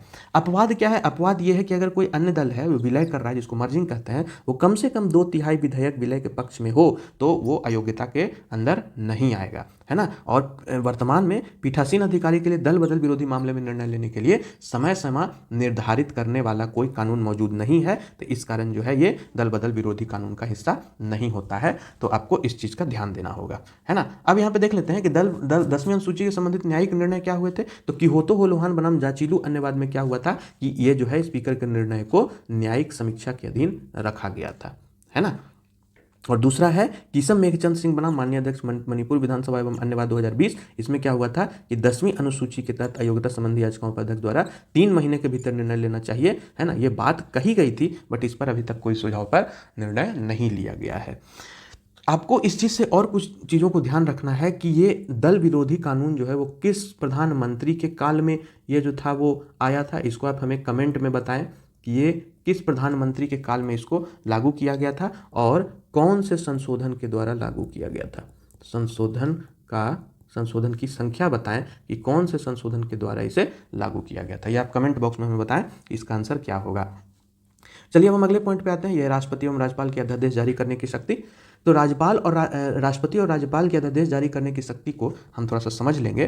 तो क्या होता है कि अनुच्छेद 123 जो है वो राष्ट्रपति को और 213 जो है वो राज्यपाल को अध्यादेश जारी करने की शक्ति प्रदान करता है। सबसे पहली बार अध्यादेश जारी करने का जो प्रावधान है वो कहाँ था, तो भारतीय परिषद अधिनियम 1861 और भारत शासन अधिनियम 1909 और भारत शासन अधिनियम 1935 में भी दिया गया था। तो सबसे पहले 1861, फिर 1909, फिर 1935 और अभी वर्तमान संविधान में अनुच्छेद 123 जो राष्ट्रपति को यह प्रावधान देता है और 213 जो राज्यपाल को यह प्रावधान देता है। ये अध्यादेशों की जो शक्ति और प्रभाव है विधायिका द्वारा पारित कानून के समान होगी और यह अस्थायी प्रकृति की होगी, है ना। सदन के अगले सत्र शुरू होने की तिथि से 6 सप्ताह तक ही वैध रहेगा और यहाँ पे यूपीएससी क्या करेगा कि इसको कर देगा कि 6 माह तक वैध रहेगा। यहीं पे आपको स्टेटमेंट को गलत और सही पकड़ना है, उसी आधार पे ये निर्णय लिया जाएगा कि ये आंसर सही होगा या गलत होगा। तो हमें ध्यान रखना है कि ये 6 सप्ताह तक ही वैध होगा। अगर राष्ट्रपति राज्यपाल इसे वापस ले लेता है तो दोनों सदन इसे अस्वीकार करते हुए संकल्प पारित कर देते हैं, तो अध्यादेश पहले भी समाप्त हो सकता है, ठीक है। या तो पहले ले ले या दोनों सदन इसे अस्वीकार करता है तो भी ये समाप्त हो जाएगा, है ना। राज्य विधायिका में भी सेम यही है कि अगर इसे अस्वीकार करने वाला संकल्प विधानसभा द्वारा पारित हो जाता है और विधान परिषद यदि है तो दूसरा सहमति व्यक्त की जाती है। तो केंद्र स्तर पे भी, संसद के स्तर पे भी हो गया और राज्य स्तर पे भी इसी तरीके से अध्यादेश को जो है सो हटाया जाता है। अध्यादेश केवल उन्हीं मामलों पर जारी किए जाते हैं जिन पर संसद या विधानमंडल को कानून बनाने का अधिकार है ना। तो उन्हीं आधार पे जो है सो अध्यादेश जारी किया जाएगा। किन किन आधार पे जो है किसी राज्य का राज्यपाल राष्ट्रपति के निर्देश के बिना अध्यादेश जारी नहीं कर सकता, वो मामले कौन कौन है? तो यदि समान उपबंध वाले विधेयक जो राष्ट्रपति की पूर्व स्वीकृति की आवश्यकता होती है उन पर, यदि राज्यपाल समान उपबंध वाले विधेयक को राष्ट्रपति के विचार के लिए आरक्षित रखना आवश्यक समझे, या यदि समान उपबंधों वाला राज्य विधानमंडल का कोई अधिनियम राष्ट्रपति की सहमति प्राप्त किए बिना मान्य हो गया है, तो इन तीनों बिंदुओं पर जो है वो राज्यपाल जो है वो अध्यादेश जारी नहीं कर सकता है ना। अगला पॉइंट है संसद का सचिवालय। ये इंपॉर्टेंट नहीं है, इसको उतना पढ़ने की जरूरत नहीं है आपको, पीटी पॉइंट ऑफ व्यू से ये इंपॉर्टेंट नहीं होता है। अब हम आते हैं भारत में लोकतांत्रिक विकेंद्रीकरण। अभी क्या हुआ है कि 30 वर्ष पूरे हुए हैं, तो आपको 73वां संविधान और 74वां संविधान संशोधन को पढ़ना होगा। इससे अभी तक अगर हम 10 साल के बात करें, 2014 से लेकर के 2024 तक में बात करें, तो सिर्फ इतने में ही करीब करीब लगभग 10 से 15 सवाल पूछे जा चुके हैं, सिर्फ और सिर्फ इस डिसेंट्रलाइजेशन अर्थात पंचायत से और शहरी निकाय से। तो आप इस पर थोड़ा सा ध्यान दीजिए, तो ये बहुत इंपॉर्टेंट हो जाता है। तो 73वां संविधान संशोधन 1992, 74वां भी 1992। ये 73वां संविधान संशोधन किससे संबंधित है? पंचायती राज संस्था से। और 74वां संविधान किससे संशोधित है, संबंधित है? ये शहरी स्थानीय निकाय से है ना। इसमें क्या हुआ, भाग 9 को जोड़ा गया जो अनुच्छेद 243 से अनुच्छेद 243 ओ तक है, और इसमें भाग 9(1) को जोड़ा गया जो अनुच्छेद 243 पी से अनुच्छेद 243 जेड जी तक प्रावधान इसमें शामिल है ना। इसमें एक नई सूची 11वीं अनुसूची को जोड़ा गया जिसमें 29 विषय शामिल किए गए, और इसमें 12वीं अनुसूची को जोड़ा गया जिसमें 18 विषय को शामिल किया गया है ना। तो इस प्रकार से ये जो है सो पंचायत के बारे में आपको ये रिवीजन हो जाएगा। आप इसके लिए लक्ष्मीकांत को पढ़ें और वहां से पता करें, इसके बारे में रिवीजन करें। पंचायती राज से संबंधित जो महत्वपूर्ण समितियां उसको एक बार देख लें। बलवंत राय समिति 1957, अशोक मेहता समिति 1977 से 78, CH Hanumantharao working group 1983, GV के राव समिति 1985, LM सिंघवी समिति 1986, थुंगन समिति 1988। आपको इतना ध्यान रखना है। और पंचायती राज संस्थाओं को मजबूत करने के लिए उठाए गए जो कदम है वो क्या है? राष्ट्रीय ग्राम स्वराज अभियान, ई ग्राम स्वराज, सबकी योजना सबका विकास, पिछड़ा क्षेत्र अनुदान निधि, राष्ट्रीय ग्रामीण विकास एवं पंचायती राज संस्थान, राष्ट्रीय पंचायत पुरस्कार, स्वामित्व। ये सब कुछ नियम हैं, कुछ पहल किए गए थे जिससे क्या होगा कि पंचायती राज संस्थाओं को मजबूत करने के कुछ प्रावधान बनाए गए थे, है ना। इसमें आप राष्ट्रीय ग्रामीण विकास एवं पंचायती राज संस्थान को अगर देखेंगे तो इसका काम उद्देश्य क्या था? ये क्षमता निर्माण का काम करता है, अर्थात ये पंचायत स्तर को जो है वो और भी स्ट्रांग बनाने के लिए सहायक होता है। अगला जो पॉइंट है वो पंचायती राज संस्थाओं की वित्तीय स्थिति को दिखाता है। इसमें हम विशेष जो है वो पंचायती राज संस्थाओं की वित्तीय स्थिति को आरबीआई ने एक रिपोर्ट जारी किया 2020 से 2022-23 के लिए। उसमें बताया कि स्थिति फाइनेंशियल स्टेटस जो है वो बहुत ही खराब स्थिति है इसकी। तो इस चीज़ को ध्यान रखना होगा कि आरबीआई का जो है फाइनेंशियल स्टेटस बहुत, आरबीआई ने ये पंचायती राज संस्थानों की फाइनेंशियल स्टेटस को बताया कि बहुत खराब है। अब हम जानेंगे कि पंचायत के वित्तीय सशक्तिकरण हेतु क्या संवैधानिक प्रावधान है। तो अनुच्छेद 243H के तहत कर, शुल्क, पथकर, फीस लगाने, एकत्र करना, आवंटित करने का अधिकार है, और ये अधिकार को पारित करने के लिए राज्य सरकार से अनुमति लेना अनिवार्य है।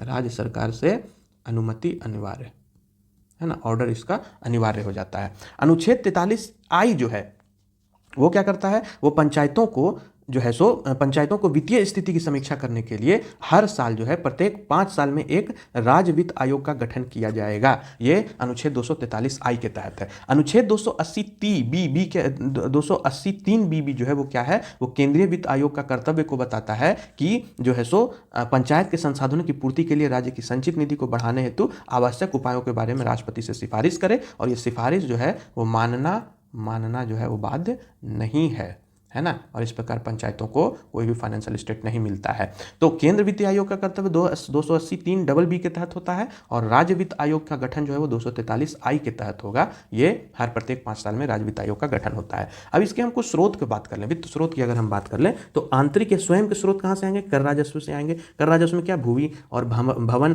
पंचायत क्षेत्र, प्रकाश कर, है ना, पथ कर, ये सब सारे जो है क्या है? वो कर राजस्व है। गैर कर राजस्व क्या है? तो बाहर से माल मंगवाने वाले व्यक्तियों पर बाजार कर, पंचायत क्षेत्र में पशुओं के विक्रय के पंजीयन पर शुल्क, ये सब क्या है? ये गैर कर राजस्व है। शर्तों के तहत दिया गया अनुदान, इसको हम लोग टाइड अनुदान कहते हैं। टाइड अनुदान, तो टाइड अनुदान क्या है? स्वच्छता, शिक्षा आदि पे जो अनुदान दिया गया। गैर शर्त अनुदान क्या है? जिसको अनटाइड अनुदान कहते हैं। ये क्या है? ये बिना किसी स्थानीय आवश्यकता प्रतिमा के लिए किया जाता है, ये बिना किसी शर्तों के प्रतिबंध पर होता है। ये प्रदर्शन आधारित अनुदान क्या है? इसमें क्या होता है कि केंद्र वित्त आयोग की सिफारिश पर यह किया जाता है कि आप कोई पर्टिकुलर रीजन को आप डेवलप करके दिखाइए, अगर आप डेवलप करते हैं तो आपको ये अनुदान प्राप्त किया जाएगा। 4 कैटेगरीज में इसको बांटा जाता है। और चौथा है विशेष श्रेणी अनुदान। ये अनुदान अतिरिक्त वित्तीय सहायता के तौर पे या विशिष्ट जो है सो चुनौती को समाधान करने के लिए दी जाती है। अन्य स्रोत क्या है? तो अन्य स्रोत में है कि प्रधानमंत्री आवास योजना है ना, मनरेगा और विश्व बैंक द्वारा अंतर्राष्ट्रीय निकायों से दिए जाने वाले जो अनुदान है, ये दोनों सब जो है सो अन्य स्रोत में आते हैं। तो इस प्रकार से आपका ये जो पंचायती राज इंस्टीट्यूशन है उसके लिए जो वित्तीय स्रोत है वो आपको इन सभी पर ध्यान देना है। शहरी स्थानीय निकायों का क्षमता निर्माण, इससे संबंधित कोई पीटी पॉइंट ऑफ व्यू से कोई इस पर ज़्यादा आपको जोर नहीं देना, आपको बस इस पर ध्यान देना। ये क्षमता निर्माण आयोग है, इसके बारे में सवाल आपको पूछ सकता है। तो इसका गठन जो है वो 2021 में भारत के राजपत्र से प्रकाशित एक अधिसूचना के जारी किया गया था। अर्थात ये क्या हो गया, ये एक स्टैट्यूटरी बॉडी हो जाती है ना। इसके बाद इसके बारे में बताएंगे क्या है कि पूरी तरह से ये कार्यकारी और वित्तीय स्वायत्ता प्राप्त है ना। राष्ट्रीय सिविल सेवा क्षमता निर्माण कार्यकारी जो मिशन कर्मयोगी का एक प्रमुख घटक है, इसको डीओपीटी के द्वारा जो है सहायता प्राप्त की जाती है। इसका उद्देश्य क्या है? इसका उद्देश्य है विश्वसनीय एवं समान दृष्टिकोण वाले क्षमता निर्माण को आकार देना। इसकी संरचना में एक अध्यक्ष और 2 सदस्य हैं, एक सचिव है ना, आंतरिक सचिवालय द्वारा प्रदान की जाती है। इसका कार्य क्या है? ये सरकारी विभागों, संगठनों, एजेंसियों के साथ उचित समन्वय स्थापित करना और सिविल सेवाओं की स्थिति पर हर साल मानव संसाधन रिपोर्ट तैयार करना। तो ये इस चीज़ को देखता है। यूएलबीज के गठन 3 प्रकार के हैं: नगर पंचायत, नगर पालिका, नगर निगम। नगर निगम हो गया, जैसे आप दिल्ली वगैरह क्षेत्र को देखिएगा है ना, जो दिल्ली हो गया या फिर आपका मुंबई हो गया है ना, बड़े शहरों के जो होते हैं वो नगर निगम हो जाते हैं। नगर पालिका जो है छोटे शहरी क्षेत्र के लिए, और नगर पंचायत जो ग्रामीण क्षेत्र से शहरी क्षेत्र में परिवर्तित हो रहे क्षेत्र के लिए नगर पंचायत हो जाता है। ठीक है, अब हम आते हैं पंचायत उपवन, जो हमारा अगला टॉपिक है। पंचायत उपवन अनुसूचित क्षेत्रों पर विस्तार अधिनियम 1996, यानी इसको पेशा अधिनियम कहा जाता है। पेशा अधिनियम जो है इसलिए अभी इंपॉर्टेंट है क्योंकि झारखंड सरकार ने इसके नियमों को ड्राफ्ट जो है वो परामर्श के लिए जारी कर दिया है और यह अलाउ कर दिया है कि पेशा अधिनियम में झारखंड शामिल हो गया। अभी तक कुल 10 राज्य जो है वो शामिल हैं, जिसमें से 8 राज्यों ने अपने राज्य से संबंधित पंचायती अधिनियम के तहत अपने परिगण अनुसूचित किया है ना। तो झारखंड उसमें अब शामिल हो गया है। तो अब सिर्फ ओडिशा बचा है जो अपना वो उस चीज़ को पेशा अधिनियम को लागू नहीं किया है। तो आपको ये ध्यान रखना है, ये नंबरिंग का खेल हो सकता है, यहाँ पे 8 दे देगा, 9 दे देगा है ना। तो आपको 10 राज्य ध्यान रखना है कि 10 राज्य ऐसे हैं जो 5वीं अनुसूची वाले क्षेत्र में मौजूद है। ठीक है, पेशा की जो मुख्य शक्तियां हैं वो क्या हैं? वो भूमि अधिग्रहण के मामले में अनिवार्य परामर्श की शक्ति प्रदान करेगा है ना, सामाजिक क्षेत्र में कार्यरत संस्थाओं कार्मिकों पर नियंत्रण की शक्ति प्रदान करेगा, लघु जल निकायों में प्रबंधन करेगा, शराब की बिक्री पर विनियमित और प्रतिबंध लगाएगा, और विकास परियोजनाओं में पुनर्वास और पुनर्बहाली वो करेगा। पंचायती राज मंत्रालय जो है इस पेशा अधिनियम के कार्यान्वयन में तो नोडल मंत्रालय है, और पेशा अधिनियम का जो है संविधान के भीतर संविधान इसको कहा जाता है ना। तो ये आपका हो गया।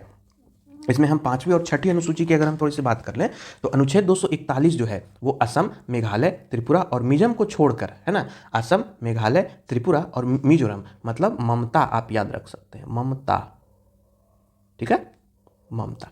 तो ये क्या हो जाएगा, ममता में क्या हो जाएगा, ये हो गया आपका मेघालय, ये हो गया आपका असम, ये हो गया आपका मिजोरम और ये हो गया आपका त्रिपुरा। तो ये चारों जो हैं इन्हें छोड़कर किसी भी राज्य के अनुसूचित जाति एवं अनुसूचित जनजाति के प्रशासन व नियंत्रण के लिए लागू होंगे।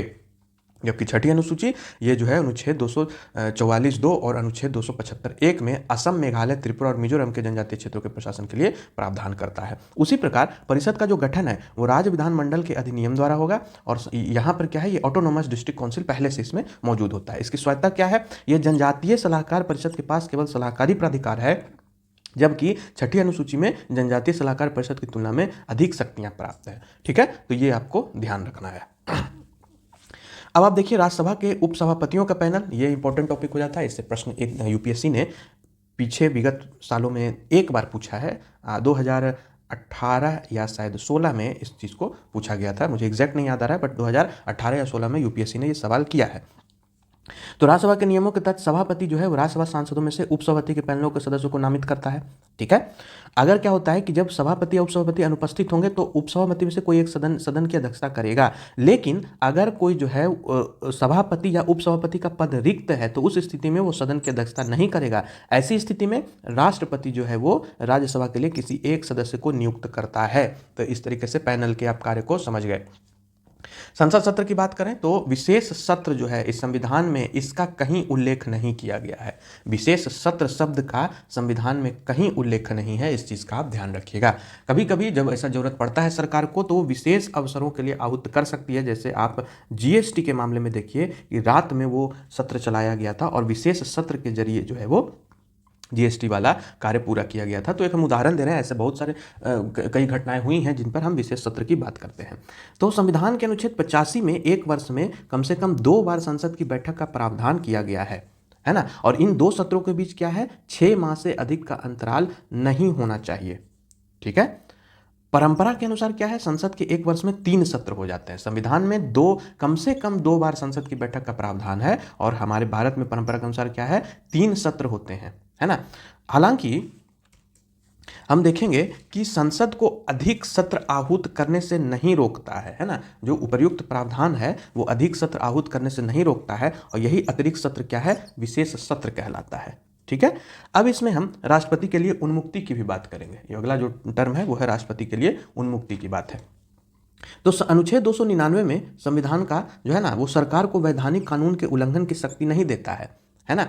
राष्ट्रपति या राज्यपाल के नाम पर संघ या राज्य द्वारा किए गए अनुबंध में संबंधित नहीं है ना। तो अनुच्छेद 361 जो है वो देश के राष्ट्रपति और राज्यपाल को उन्मुक्ति या सुरक्षा प्रदान करता है ना। और अनुच्छेद 61 के तहत राष्ट्रपति पर आरोपों की जांच के लिए अदालत या अधिकरण के किसी निकाय को नामित करता है ना। नियम 176, 267 ये इंपॉर्टेंट नहीं है, इसको हम नहीं देखेंगे। स्थगन प्रस्ताव को हम देख लेते हैं। स्थगन प्रस्ताव केवल लोकसभा में अविलंबन महत्व के निश्चित मामले पर ध्यान आकर्षित करने के लिए सदन के अध्यक्ष की सहमति से पेश किया जाता है। ठीक है। तो ये सिर्फ और सिर्फ लोकसभा में ये पेश किया जाएगा। इसे स्वीकार करने के लिए 50 सदस्यों के समर्थन की आवश्यकता होती है। इसमें सरकार के खिलाफ निंदा का तत्व शामिल होता है, इसलिए राज्यसभा को इस साधन का उपयोग करने की अनुमति नहीं है। तो क्या होगा कि इसमें स्टेटमेंट वाइज सवाल कर देगा, स्टेटमेंट 1 और स्टेटमेंट 2, और इसमें कहेगा कि स्थगन प्रस्ताव जो है वो केवल लोकसभा में लाया जा सकता है। ठीक है, माना। सेकंड स्टेटमेंट कह देगा कि क्योंकि ये जो है वो निंदा का तत्व है इसी कारण। अब कहेगा ये दोनों स्टेटमेंट सही है, एक का जो है सो सही व्याख्या दूसरा, एक का सही कारण स्टेटमेंट दूसरा है या नहीं है ना, या एक सही है एक गलत है, या दोनों सही है दोनों गलत है। और चारों ऑप्शन में से आपको चूज करना है। तो आपको क्या ध्यान रखना है कि हाँ, स्टेटमेंट सही है कि केवल लोकसभा में जो है वो इस प्रस्ताव को लाया जा सकता है। और स्टेटमेंट 2 क्या है, क्योंकि ये निंदा प्रस्ताव है, निंदा का तत्व है, तो इसलिए राज्यसभा में इसको पेश नहीं किया जा सकता है। तो ये भी स्टेटमेंट करेक्ट हो जाता है। तो इसलिए जो आपका ऑप्शन में दिया रहेगा उस हिसाब से हम इस पर आंसर लगा देंगे। समझ रहे हैं ना कि कैसे स्टेटमेंट के जरिए कमीशन जो है आपको एग्जाम में कंफ्यूज करने की कोशिश करेगा। तो आपको ध्यान रखना है कि अविश्वास प्रस्ताव जो है वो क्या है, केवल लोकसभा में पेश किया जाता है और इसे स्वीकार करने के लिए 50 सदस्यों के समर्थन की आवश्यकता होती है। अब हम अधीनस्थ विधान या प्रत्यायोजित विधान को देखेंगे, है ना। तो अधीनस्थ क्या है, तो अधिकांश अधिनियम, नियम, विनियम, उपनियम आदि बनाने की शक्तियां अधीनस्थ प्राधिकारियों को सौंपते हैं, जैसे कार्यपालिका। मतलब विधायिका क्या करेगी कि विधायिका जो है वो कार्यपालिका को एक निश्चित समय देगी और उसमें कहेगी कि आपको इस निश्चित समय के अंतर में कुछ नियम को आप बना सकते हैं। यही अधीनस्थ विधान या प्रत्यायोजित विधान का प्रावधान किया गया है। राज्यसभा के अधीनस्थ विधान जो है ना, समिति के बारे में थोड़ा सा बात कर ले तो इसका गठन राज्यसभा के प्रक्रिया और कार्य संचालन नियम के रूल 204 के तहत किया जाता है ना। इसको क्या क्या कार्य सौंपे जाते हैं, तो ये समीक्षा करेगा, राज्यसभा को सूचित या नियम, विनियम, उपविधि आदि के बारे में बताएगा और ये भी बताएगा कि शक्तियों का उपयोग उचित रूप से किया गया है अथवा नहीं, है ना। तो ये आपका क्या है, ये अधीनस्थ विधान है या प्रत्यायोजित विधान के बारे में बताता है। संसद की सुरक्षा में सेंध, ये इंपॉर्टेंट नहीं है पीटी के पॉइंट ऑफ व्यू से। सरपंच पति, ये भी इंपॉर्टेंट नहीं है। अब जैसे हमने पीआरआईज के बारे में हम देख ही लिए हैं, तो इस पर उतना विशेष आपसे सवाल नहीं करेगा। ये यूएलबीज के बारे में भी आपसे कोई सवाल नहीं करेगा, तो इस पर भी आपको विशेष ध्यान नहीं देना है पीटी के संबंधित में। अब हम चलते हैं टॉपिक 3 जो है केंद्र राज्य संबंध।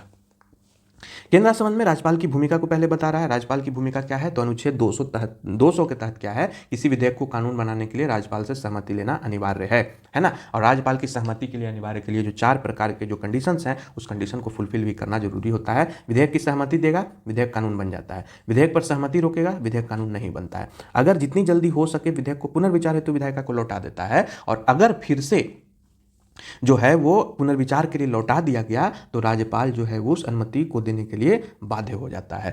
क्योंकि संविधान में ऐसी कोई समय सीमा निर्धारित नहीं है, जितनी जल्दी हो सके पर जोर देता है, इसलिए बहुत सारे ऐसे विधेयक होते हैं जिसका गलत उपयोग किया जाता है और बहुत लंबे समय तक उसको लटका करके रखा जाता है। तो इसलिए ये बहुत इंपॉर्टेंट हो जाता है और यही करंट इशूज आज के डेट में बनता है। और विधेयक को राष्ट्रपति के पास विचार हेतु आरक्षित रखता है। जब विचार हेतु आरक्षित रखेगा तो क्या करेगा, राष्ट्रपति उसे पुनर्विचार के लिए लौटाएगा कि भाई देखो, हमने ये प्रावधान आपको बताया, आप इसमें संशोधित कर सकते हैं, है ना, और ये जो है वो आपको जो है सो इस पर काम करना है। वो फिर से आएगा तो राष्ट्रपति के पास ये फिर से इसको लौटा सकता है ना, राष्ट्रपति जो है राज्यपाल को फिर से इसे लौटा सकता है। कोई भी ऐसा विधेयक जो राज्यपाल की राय में यदि कानून बन जाता है तो हाई कोर्ट की शक्तियों को इतना कम कर देगा कि वह पोजीशन जिसकी पूर्ति को लेकर कोर्ट इस संविधान द्वारा उबंधित है, संकट में आ जाएगा। तो इस पर भी ध्यान रखा जाता है। इस तरह के कानूनों को, इस तरह के विधेयकों को राष्ट्रपति के लिए सुरक्षित रखा जाता है।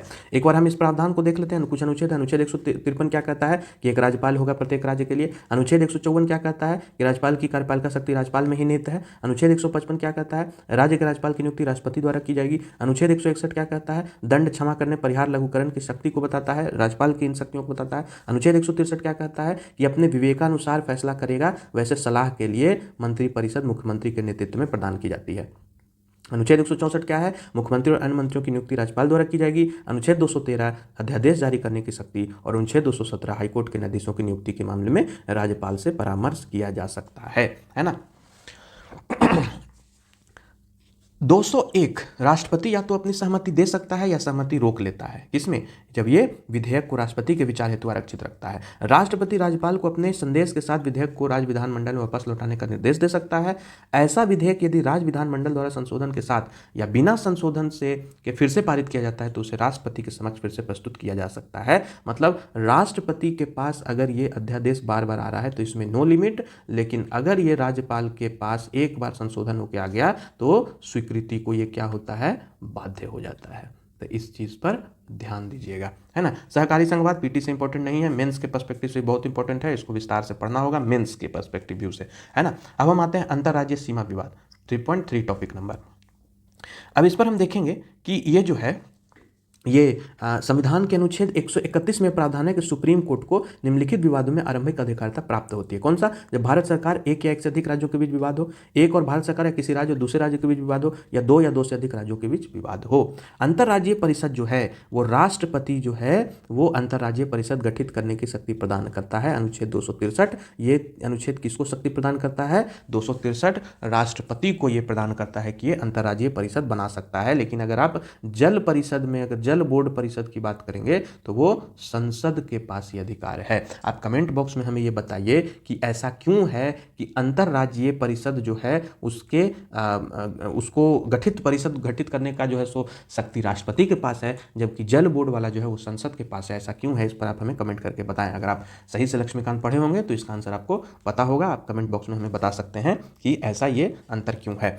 अब क्षेत्रीय परिषद की ओर आते हैं तो क्षेत्रीय परिषद का निर्माण जो है राज्य पुनर्गठन अधिनियम 1956 द्वारा गठित एक वैधानिक निकाय है ना। और ये जो है ये विचार विमर्श केवल सलाहकारी निकाय के रूप में जाना जाता है। अध्यक्ष जो है इसके कौन होते हैं, केंद्रीय गृह मंत्री होते हैं। 5 क्षेत्रीय परिषद है, उत्तरी क्षेत्रीय परिषद, मध्य क्षेत्रीय परिषद, पूर्वी क्षेत्रीय परिषद, पश्चिमी क्षेत्रीय परिषद और दक्षिण क्षेत्रीय परिषद। तो इस प्रकार से 5 क्षेत्रीय परिषद हैं जो यहाँ पे जोनल काउंसिल में आते हैं और इसकी अध्यक्षता केंद्रीय गृह मंत्री है। अच्छा, आप एक बात बताइए कि यहाँ पे आप देख रहे होंगे कि उत्तर पूर्व जो है वो क्षेत्रीय परिषद नहीं है।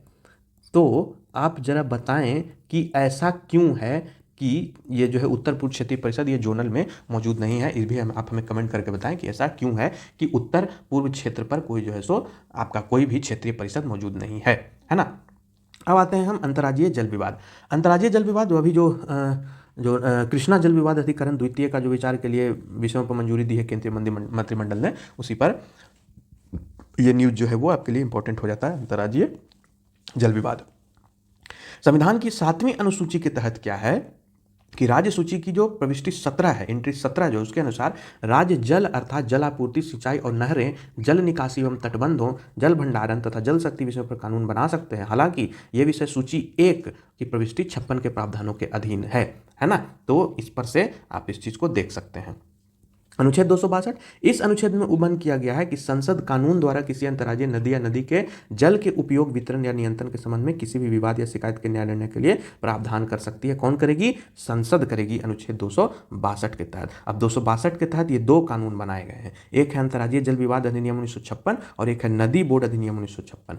तो नदी बोर्ड अधिनियम के क्या है कि अंतर्राज्यीय नदियों नदी घाटियों के विनियमन विकास के लिए केंद्र सरकार द्वारा नदी बोर्ड के गठन हेतु किया जाता है ना। और 262 क्या है? सुप्रीम कोर्ट को अंतर्राज्यीय नदी जल विवादों पर निर्णय देने से रोकता है। हाँ, सुप्रीम कोर्ट फिर इस पर क्या करती है, क्योंकि 262 के जरिए सुप्रीम कोर्ट नदी जल विवादों पर निर्णय नहीं ले सकती है, तो वो अनुच्छेद 136 का उपयोग करके सुप्रीम कोर्ट जो है वो अधिकरण के आदेशों के खिलाफ अपील सुनने का अधिकार प्रदान करता है। और यही सबसे बड़ा कारण हो जाता है कि जो नदीय जल बोर्ड का जो भी फैसला आता है उसको अनुच्छेद 136 के तहत चुनौती दे जाती है, और यही चुनौती लंबे साल तक चलता है और हमारा मामला अटका रहता है ना। संघ जो सूची एक है, जो संघ सूची है, इसमें 56 प्रविष्टि के अनुसार केंद्र सरकार उस सीमा तक अंतर्राज्यीय नदियों और नदी घाटियों का विनियमन एवं विकास करती है। कौन करेगी? केंद्र सरकार करेगी, है ना।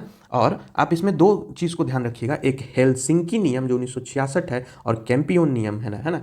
तो जो हेलसिंकी नियम 1966 है वो क्या कहता है? ये प्रत्येक बेसिन राज्य द्वारा सामाजिक आर्थिक जरूरतों और संसाधनों की उपलब्धता को ध्यान में रखते हुए जल के समान या न्यायसंगत उपयोग को मान्यता देता है। और कैंपियन नियम के अनुसार बेसिन राज्य किसी अंतर्राज्यीय जल अफवाह बेसिन के जल का प्रबंधन न्यायसंगत एवं उचित तरीके से करेंगे, इस पर भी बात करता है। अब हम न्यायपालिका की तरफ आते हैं। चौथा टॉपिक है हमारा न्यायपालिका। इसमें न्यायिक नियुक्तियों की बात की गई है कि कैसे जो है वो जुडिशियल अपॉइंटमेंट किया जाता है। तो अनुच्छेद 124(2) जो है वो सुप्रीम कोर्ट और 217 हाई कोर्ट के न्यायाधीशों की नियुक्ति के बारे में बात करता है ना। सुप्रीम कोर्ट का जो कोलेजियम है उसकी अध्यक्षता भारत के मुख्य न्यायाधीश करते हैं और इसमें शीर्ष न्यायालय के 4 वरिष्ठ न्यायाधीश शामिल होते हैं। हाईकोर्ट का जो कोलेजियम है उसके अध्यक्ष संबंधित हाईकोर्ट के वर्तमान मुख्य न्यायाधीश होते हैं, जबकि जो अन्य वरिष्ठतम न्यायाधीश होते हैं। यह कोलेजियम सुप्रीम कोर्ट के कोलेजियम का अपना सिफारिश भेजता है और वही सिफारिश के आधार पर फिर जो है वो डिसीजन लिया जाता है। इन शॉर्ट अगर हम समझें इस चीज़ को तो आप ऐसे समझिए कि जब हम सुप्रीम कोर्ट के अपॉइंटमेंट की बात करेंगे, है ना, आपका जो सुप्रीम कोर्ट कोलेजियम होगा, तो सुप्रीम कोर्ट कोलेजियम जो है, जब हम सुप्रीम कोर्ट अपॉइंटमेंट की बात करेंगे तो इसमें कौन हो जाएगा? इसमें हो जाएगा चीफ जस्टिस ऑफ इंडिया और प्लस 4 सीनियर जज, ठीक है। लेकिन वही जब हम हाई कोर्ट अपॉइंटमेंट की बात करेंगे तो इसमें क्या होता है? इसमें होता है आपका CJI chief justice of India plus 2 senior जज, है ना। ये हुआ। अब इसको अपॉइंटमेंट जब हाईकोर्ट का अपॉइंटमेंट करना है तो ये हाईकोर्ट कोलेजियम के पास अपना सिफारिश को भेजेगा वहाँ से स्वीकृति लेने के लिए, और इसमें कौन बैठते हैं? तो चीफ जस्टिस ऑफ हाईकोर्ट बैठेंगे, है ना, और फिर 2 सीनियर जज बैठेंगे। तो इस प्रकार से ये पूरा ढांचा आपको याद होना चाहिए कि कैसे कोलेजियम काम करता है। सुप्रीम कोर्ट, अगर सुप्रीम कोर्ट का अपॉइंटमेंट हो रहा है तो चीफ जस्टिस ऑफ इंडिया और 4 सीनियर जज, अगर हाईकोर्ट अपॉइंटमेंट हो रहा है तो चीफ जस्टिस ऑफ इंडिया और 2 सीनियर जज, और हाईकोर्ट अपॉइंटमेंट में हाईकोर्ट कोलेजियम के पास वो रिपोर्ट आएगी और उसमें चीफ जस्टिस ऑफ हाईकोर्ट और 2 सीनियर जज जो है सो इनको सलाह देंगे और फिर यहाँ से फैसला लिया जाएगा। तो इस प्रकार से सुप्रीम कोर्ट का कोलेजियम डिसाइड किया जाता है।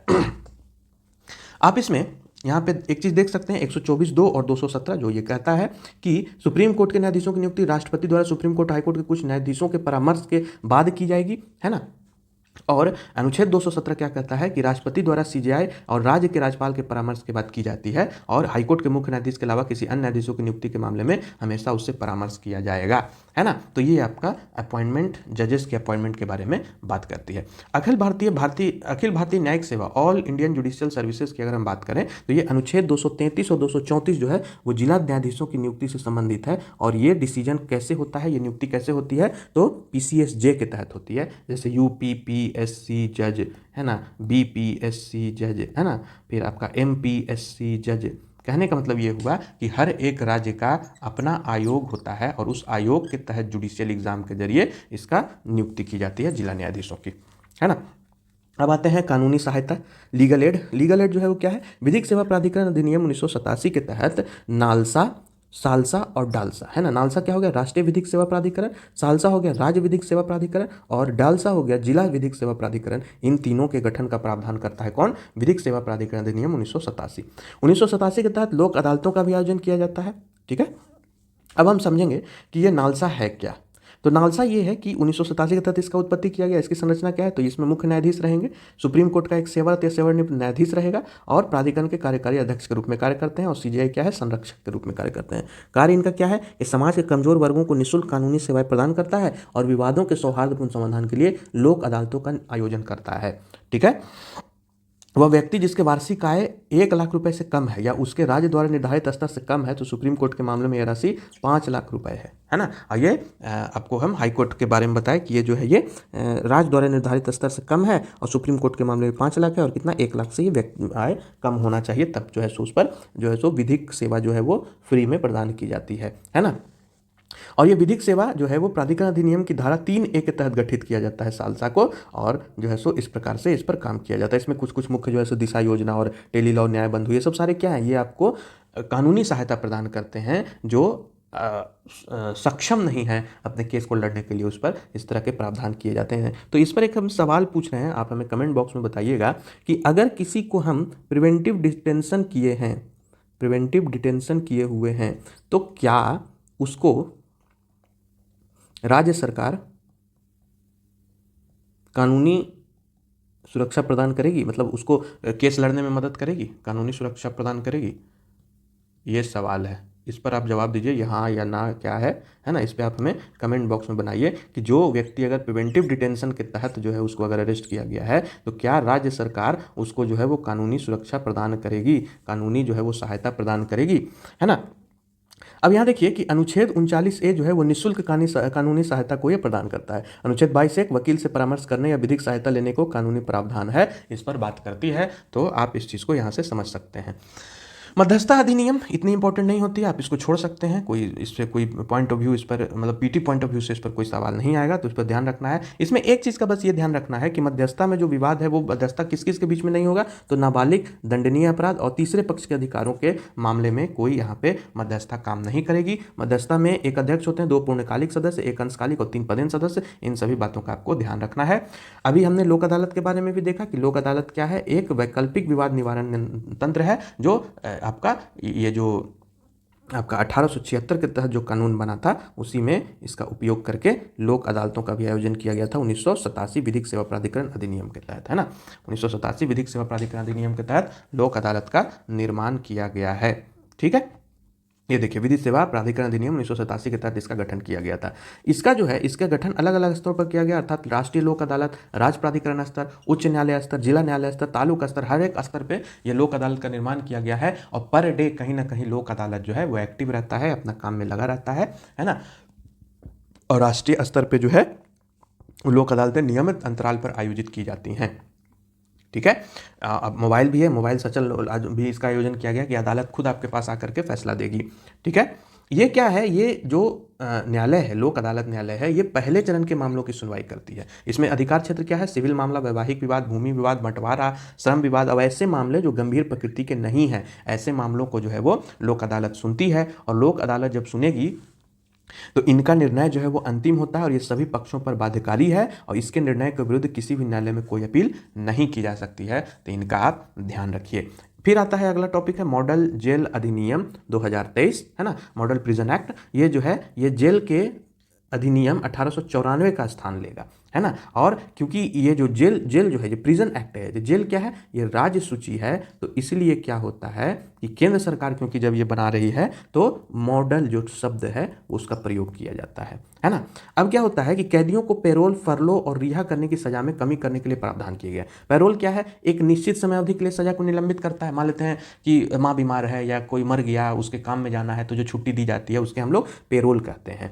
जो लंबी अवधि के लिए कारावास के मामले में फरलो लिया जाता है, और ऐसे कैदी को क्या होता है, इसको रिमिशन या परिहार के रूप में माना जाता है। ठीक है, और बाकी जो जमानत बेल जो है वो आपराधिक मामलों में अभियुक्त की अस्थायी रिहाई होती है ना, वो कभी भी जो है सो उसको अरेस्ट कर लिया जा सकता है।